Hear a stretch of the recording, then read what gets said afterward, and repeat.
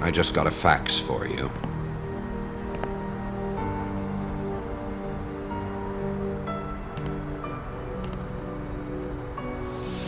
Thanks, Noland.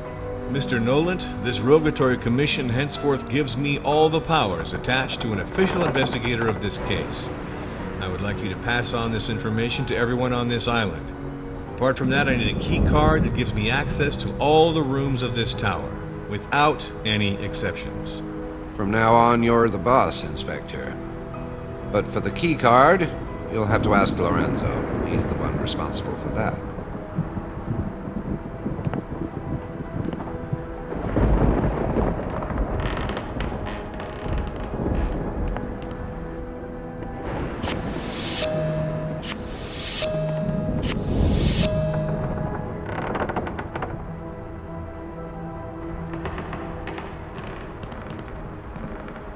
The ocean has covered the whole island.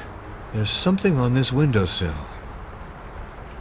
Well, well, small bits of wood encrusted in the cement of the library windowsill.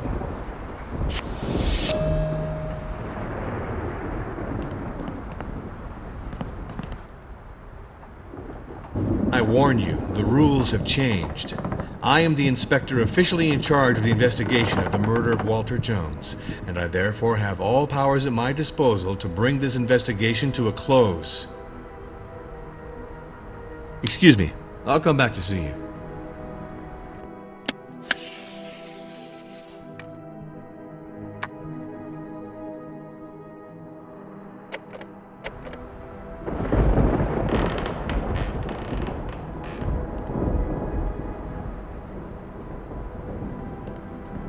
Books on very different subjects. In English, in German, in French. There's a Spanish one here. It's strange for someone as organized as Walter Jones.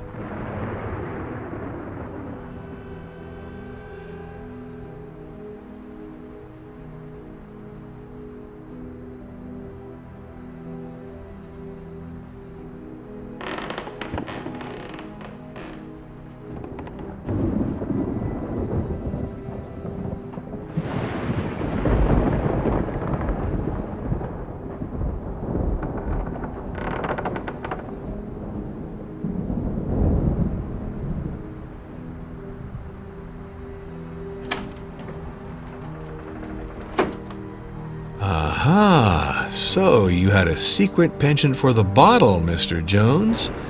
Not bad as a hiding place.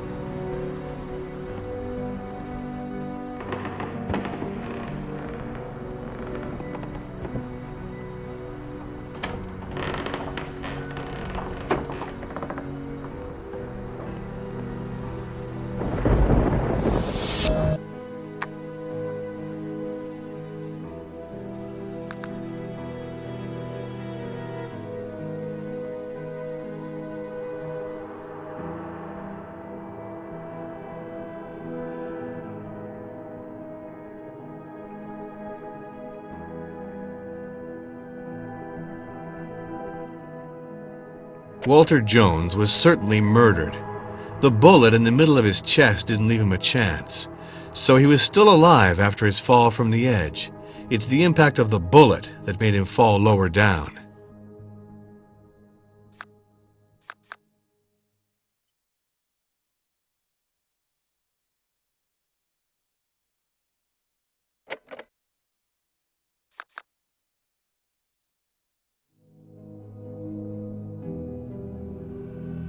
They made some sort of arrangement, that's certain.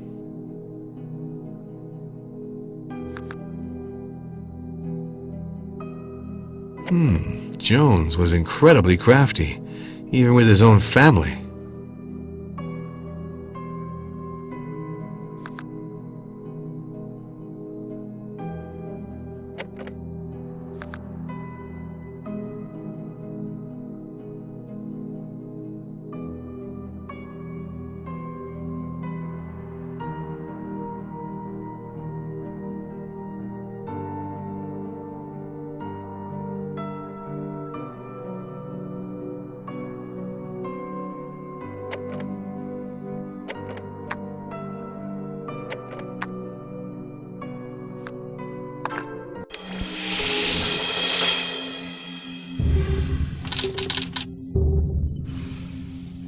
What are the causes of Walter Jones's death?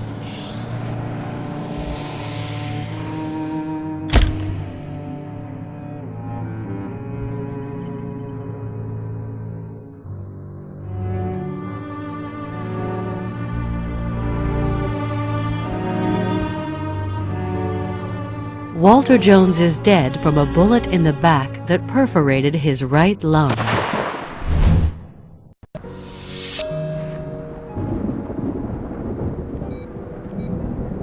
Hi, Reeves. The case is clear. Walter Jones was actually shot. The bullet went through his chest. We've got a murder on our hands, and I think that little hyena has nothing to do with any of this. I read the forensics report too, Jack. In my opinion, you should concentrate on the attorney. He was at the scene of the crime too, and he hasn't spit anything out yet. He's tough, this guy. Okay, good luck, Jack. Things are now simple. There's a murder. It's sufficient to find the murderer.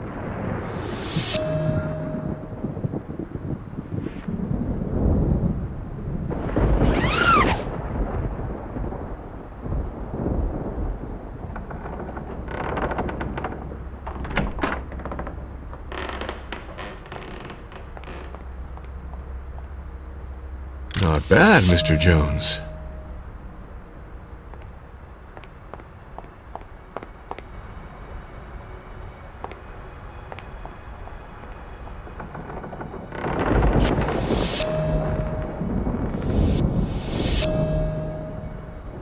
This box of cartridges of the .270 Winchester Short Magnum is open, and it is missing cartridges. 7.03 millimeter caliber. Just like the bullet that killed Jones. I only have to find the weapon that could have shot this bullet. A .270 caliber Winchester Short Magnum.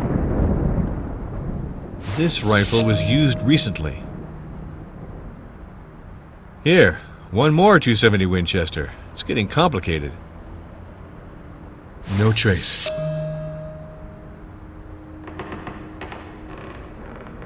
Fingerprints on a weapon.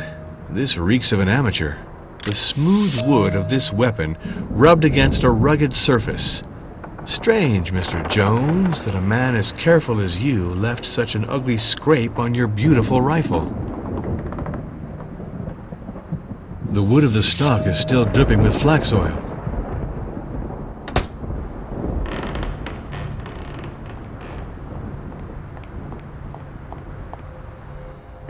Nice little safari for the entire Jones family.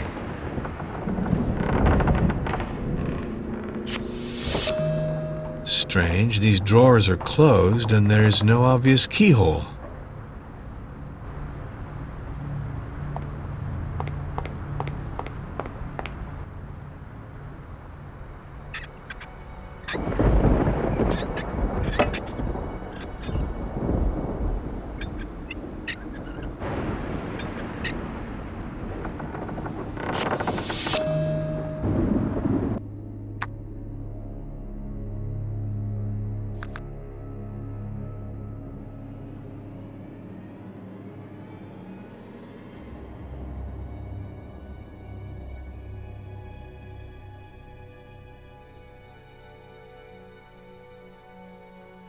Charming, these relationships between various members of the Jones family.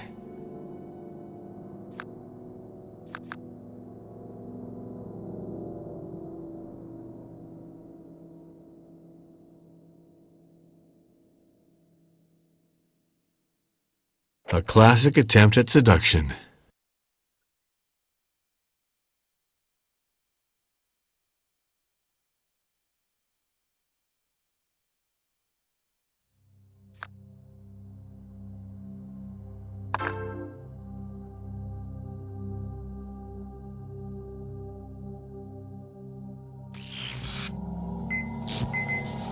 Incorrect match.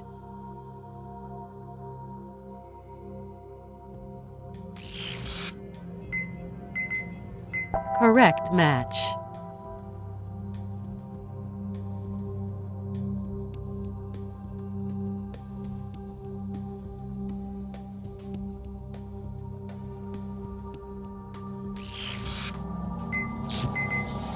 Incorrect match.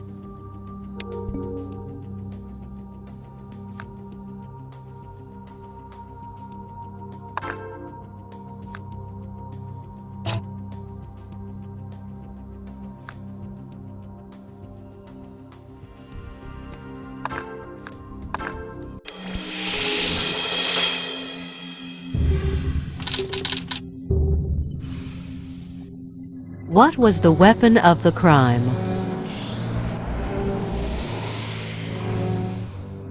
The bolted rifle with the scuffed body and eyepiece in Walter Jones's office is the weapon of the crime.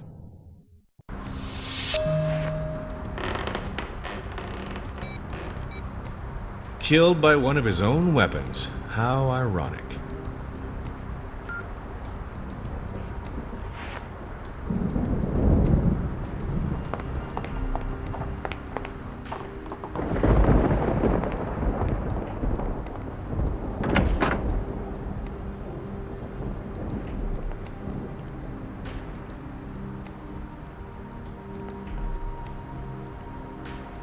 I must take your fingerprints for the investigation.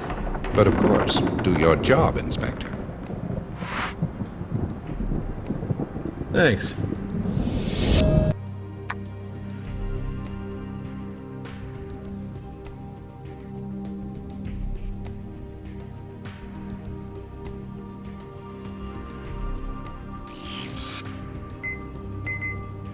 Correct match. But why did you manipulate this rifle, Hubert de Noland?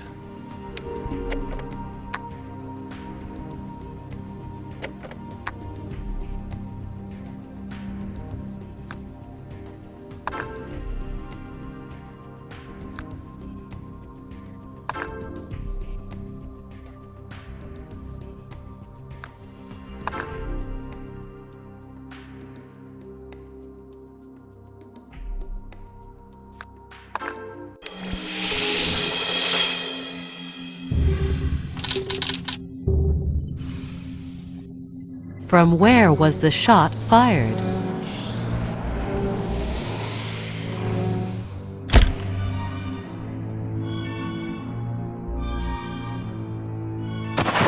The shot was fired from the window of Walter Jones's library.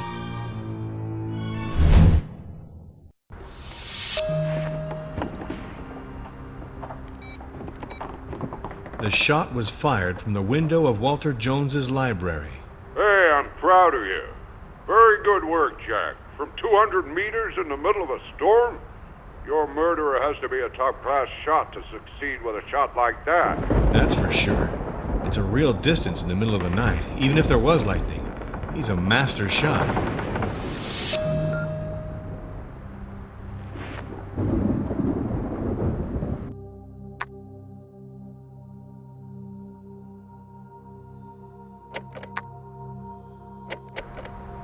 I would like to ask you 2 or 3 questions. The resale price of your shares to your boss seems pretty ridiculous, Noland. It seems like some kind of arrangement between you both. Tell me if I'm mistaken. The truth is that I am very indebted to Walter Jones in many spheres. Therefore, I voluntarily helped him by ceding him my shares at a moderate price. It was in order to strengthen Walter's position in his own firm in light of the merger with the company World Cement. A plan that was essential for Walter and his family, you understand? How could I not have helped him, Inspector? This document is crushing, Noland. What do you have to say in your defense? Crushing? You're going too far, Inspector. I'm not going to pretend to be a professor of financial economics, but I do know that the CWPF received very handsome dividends, whereas my company suffered terrible setbacks in the financial markets. And I'll add that if the Construction Workers' Pension Fund had really wanted to secure its investments, it ought to have invested in Treasury bonds. The fund couldn't have been ignorant about that. The real victim is not the one we suspect, Inspector. These documents attest that you had an accomplice and that you personally benefited at the expense of the employees of World Cement by using the company High Placement, which you then got rid of. The collection of these proofs could be a very good motive for killing Walter Jones. Wait a second, Inspector. I willingly acknowledge that I helped my niece find a job. She's a brilliant young girl, and it was unacceptable that she was on unemployment. As for this so-called financial embezzlement, I only paid myself for the worth of my work and my expertise. That doesn't make me a murderer. Stop making fun of me, Nolan. I'm beginning to see clearly through your petty skullduggery. You're going to respond to all of this in front of the court. Be sure of that. I know the law well, and I know my rights, Inspector. I therefore refuse to continue this interrogation with you. I have nothing more to say to you in this regard. This transfer of shares reimburses Walter Jones to the penny, the money you embezzled, Mr. Nolan. I have to confess that the facts are against me. I had a long meeting with Walter Jones at the end of the afternoon on the very day of his death, Inspector. Walter was distrustful of everything, myself included. He had financed an investigation of my account, and he discovered what you know. Walter threatened to expose me to the courts. He had me, well and good. The old fox. He demanded that I retroactively transfer my shares in the Jones Company. Well, I drew up the paperwork for the transfer at the end of the afternoon. Walter and I were to have signed it after dinner. Nolan, you had good reason to get rid of Walter Jones. I'm wondering under what circumstances these confessions could have been extracted. I won't deny that that is my signature. But you should know, Inspector, that these confessions were extracted from me by blackmail. And obviously without any witness. They therefore have no legal value. Inspector Norm, I know that appearances are against me, but I can assure you that I am no murderer. The autopsy is categorical. Walter Jones died from a bullet wound in his back, and not as a result of his fall from the Tortoise Belvedere. With all the doubts stemming from the circumstances, Baena has nothing to do with the death. Nevertheless, I would love to have your point of view on this. I'm extremely surprised by what you're telling me, Inspector. This means Baena couldn't have killed him by throwing him down from the top of the cliff.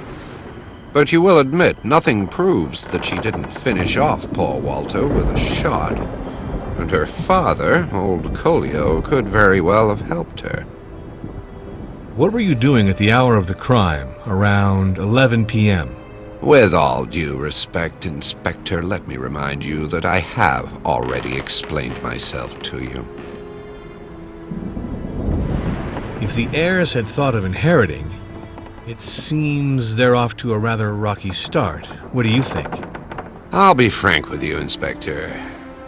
Walter Jones was a man I esteemed and respected. But that Walter Jones of whom I speak disappeared long before his death. The truth is that he lost all sense of reality after his terrible accident. The fact of having become handicapped and nailed to his wheelchair made him paranoid and subject to monstrous bouts of rage.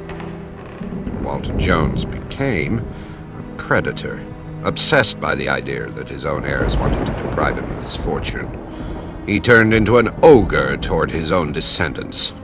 He did all the dirty things one can imagine. He stopped short of nothing to hurt them. And his last act was to manipulate them, to stop them from putting him legally under psychiatric care, by making them believe that they'd inherit from him. I knew that no will existed in their favor, but what could I have done? You should know, Inspector, that Jones considered Sonia and Billy to be a pair of good-for-nothings. And if he believed briefly in Marco, in the end he concluded that the latter was a failure too, because he refused to break off with Christina, whom Walter believed to be an unscrupulous gold digger. I could not have imagined that Jones could be such a bastard. And between us, I have the impression that you are not much better than him. I thank you for the compliment, Inspector Norm. You can think whatever you want of me. My conscience is clear. I am, anyway, truly sorry to learn that Clara's father has serious health problems.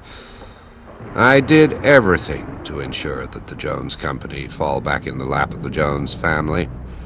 After all, the Jones grandchildren are not so blameworthy as to lose everything. Walter Jones was not fond of Clara. Walter Jones certainly asked me to find out about the chances of buying back Clara's father's consulting firm. I was supposed to advise Walter on the optimal moment to buy back the firm, at the best price, obviously. I think that Walter Jones was unfair to Christina. I find her rather pleasant. Do you think, like him, that she's a gold digger without any scruples? After all, she could also have been interested in the estate. Walter Jones didn't handle people with kid gloves, and Christina Bromsky was no exception, Inspector. Walter knew that Christina was manipulative and scheming. He was also well informed of Christina's limits. I don't think she will succeed in diverting the estate for her profit, despite her physical assets, which are obvious to the eyes. I might dare say so. This man was a damn maniac.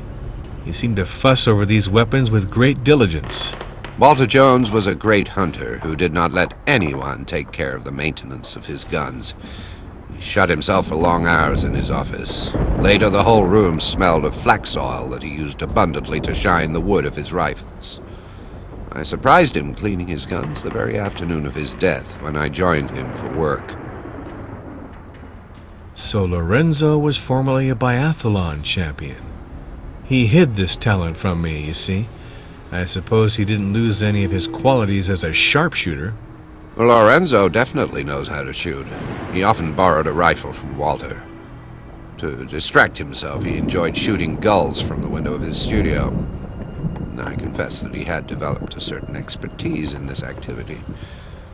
He claimed that the acidic excrement from these birds was likely to prematurely endanger certain ornamental sidings that decorated the summit of the tower. Did Walter Jones wear this chain around his neck? No doubt about it. This one looks a lot like it. This family photo is very touching. I imagine that you learned to shoot because you have a gun in your hands? Well, this photo was taken in Tanzania. That year I was very much part of the hunting party, even though I never liked to shoot animals. At the time, Walter loved taking his grandchildren on safari. He maintained that it contributed to their education. Explain to me why this gun has your fingerprints, Mr. Noland. I knew that I ought to have told you from the beginning, but I was afraid that you would suspect I was the murderer. When I saw that something was turning out badly between Baina and Walter, I took this rifle and I removed the eyepiece to observe what was going on. Now, I was more than 200 meters away, and it was thanks to this rifle scope that I could distinguish Baina, who was pushing Walter over the edge. But the idea of shooting at Walter never crossed my mind. Why would I have killed him? He who made my career and generously remunerated me for my services. You already lied to me. Now you want me to believe that you did not make use of this gun? How do you want me to believe you again, Noland? Okay, and supposing I believe you used the rifle as binoculars and not as a weapon, who could have taken the rifle after you and shot Walter Jones? I didn't run into anyone when I left my office. I'm the only one left in the tower who has a key card to enter this office. I don't understand how Walter Jones could have been killed by this rifle. Please, believe me. Do you know if Walter Jones was wearing something around his neck on the night of his death? That evening, I have to admit I didn't pay attention, Inspector. But he usually wore a sort of chain around his neck. Thank you for the information.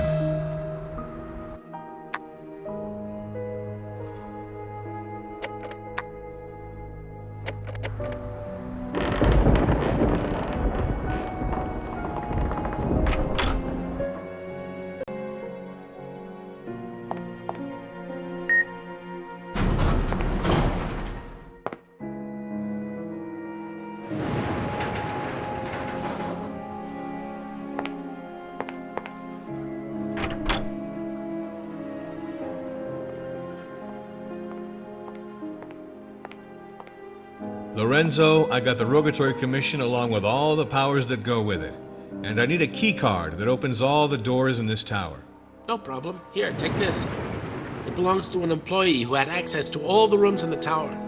And then, find the guilty party as fast as you can, Inspector. Thanks, Lorenzo.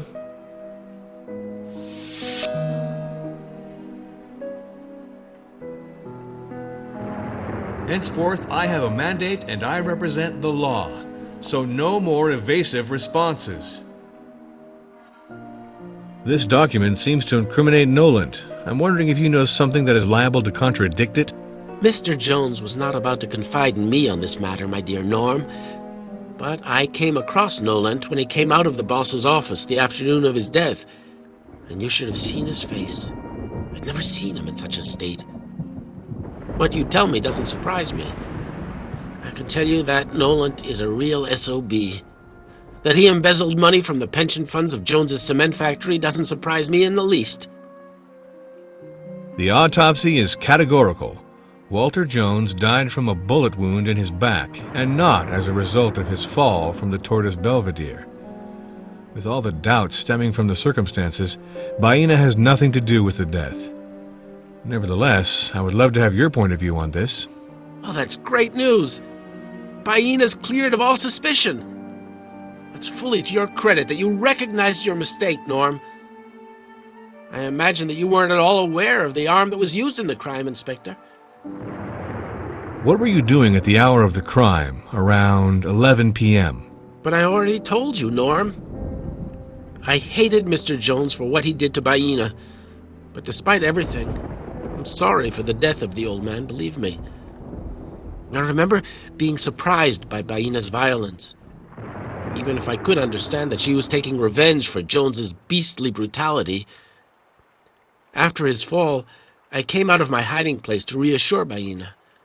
I promised her that I would protect her. I was ready to give evidence that the old satyr had assaulted her again, but Baena pushed me away and fled to take refuge in her father's cabin. At that moment, I confess, I was convinced that she'd intentionally pushed him, that she'd ruminated over taking revenge against Jones, and that if she'd agreed to accompany her torturer on his stroll, it wasn't totally innocent. In fact, I thought maybe she was waiting for a chance to revenge herself. And now, Inspector, you're telling me that Baena is innocent. Oh, now I am sure that she must detest me for having thought her guilty. This man was a damn maniac. He seemed to fuss over these weapons with great diligence. Mr. Jones was a long-time hunter, Norm. And like all self-respecting hunters, he took great care of his guns. Tell me, you have an impressive sports record, Mr. Battaglieri. You haven't completely lost your touch, I suppose. I don't like your question, Inspector. I can see what you're getting at, you know. You don't have to worry, if you have nothing to reproach yourself for. I admit that I was a very respectable shot in my youth. But the taste for weapons has now passed, you see. Did Walter Jones wear this chain around his neck? I can corroborate that, Norm. It was this chain. What could this bottle of flax oil have been used for? This flax oil is used to take care of the stocks of the luxurious rifles belonging to my boss, Inspector. It's an absolutely sensational product for bringing out the veins in precious woods. If I believe what I'm told, you are a top-class shot. At any rate, with seabirds of the region. Those who say that are slandering fools. Since then, I've lost my touch. I'd miss an elephant in a tunnel, Inspector. Do you know if Walter Jones was wearing something around his neck on the night of his death? I remember very well that Mr. Jones always wore his chain around his neck. Why would he have taken it off? It had the key to his room and to his safe hung from it. Do you know who in this tower knows how to use a gun? Apart from Walter Jones, I don't really know. Did you see anyone in the library the evening of the murder? You know perfectly well that I was not there, Norm. On the other hand, the computer ought to be able to tell us. All you have to do is ask it. But I have to know Mr. Jones's secret code. You understand, my boss didn't want cards assigned giving access to his office and his library without his consent. Do you have the code, Inspector? Sorry, but I don't have it. What a nuisance. Oh, but wait. I know that Jones hid the code in his desk. Unfortunately, I don't know precisely where. I'll take note of it.